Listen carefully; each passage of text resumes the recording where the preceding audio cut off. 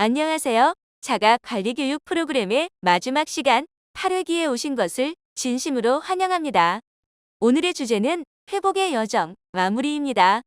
지난 7주간 여러분과 함께한 이 여정을 돌아보고 배운 내용을 종합하며 나만의 회복 계획을 세우는 소중한 시간을 가지려고 합니다. 이 시간은 단지 끝이 아닌 새로운 시작을 의미합니다.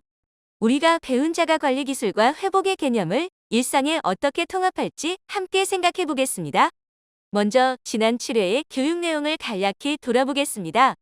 1회기 오리엔테이션과 회복이란 무엇인지 이해하며 프로그램의 전반적인 흐름을 파악했습니다.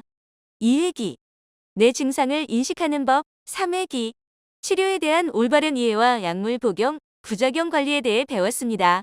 4회기 건강한 신체가 건강한 마음에 미치는 영향을 다뤘고 운동과 명상 등 실습도 해보았습니다. 5회기 스트레스, 수면 부족, 사회적 고립 등 위험 요인을 인식하고 대처 전략을 세웠습니다. 6회기 스스로 치료를 선택하고 결정하는 힘을 길렀으며 인지적 오류를 다루는 방법도 배웠습니다. 7회기 나의 주변을 살피고 사회적 지지망과 위기 대응, 연락망을 구축하는 방법을 확인했습니다. 이처럼 우리는 다양한 주제를 통해 회복을 위한 자가관리 역량을 탄탄히 쌓아왔습니다. 여러분, 회복은 직선이 아니라 곡선이라고 했습니다. 앞으로도 때때로 힘든 순간이 있을 수 있고 예상치 못한 어려움이 닥칠 수도 있습니다. 하지만 그럴 때마다 오늘을 포함한 지난 시간들이 큰 버팀목이 되어줄 것입니다. 우리가 배운 기술은 반복해서 연습할수록 더 내 것이 됩니다. 다시 돌아보며 익히고 적용하고 실패하더라도 다시 시도하는 것이 진정한 회복의 여정입니다.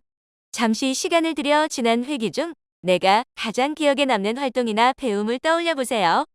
나의 증상 체크리스트 작성하기, 나의 강점과 주변 사람들의 장점 찾기, 올바른 치료를 선택하고 실천하기, 회복 선언문 만들기.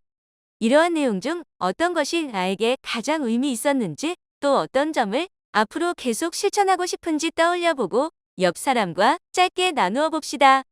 지금부터는 구체적인 회복 계획을 작성해보는 시간을 가지겠습니다. 회복 계획은 다음과 같은 항목을 포함할 수 있습니다.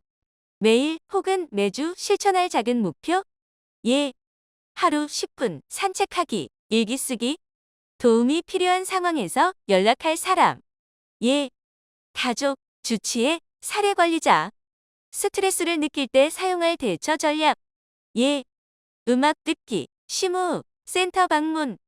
계획은 완벽할 필요 없습니다. 중요한 것은 지금 내가 무엇을 시도해 볼 수 있을지를 생각하는 것입니다.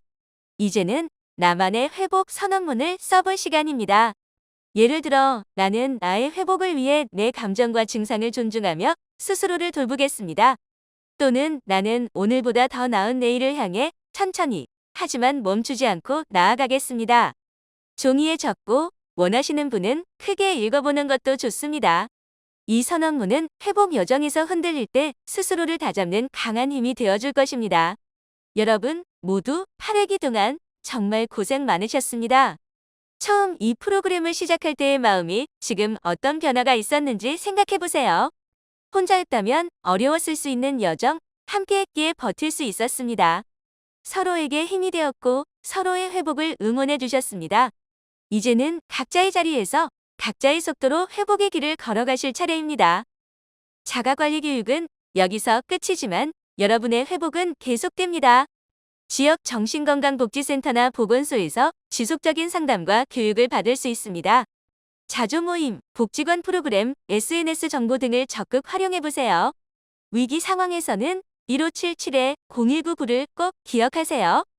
혼자서만 하려고 하지 마세요. 우리가 배운 것처럼 회복은 함께하는 것입니다. 다시 한번 여러분의 여정에 함께할 수 있어 영광이었습니다.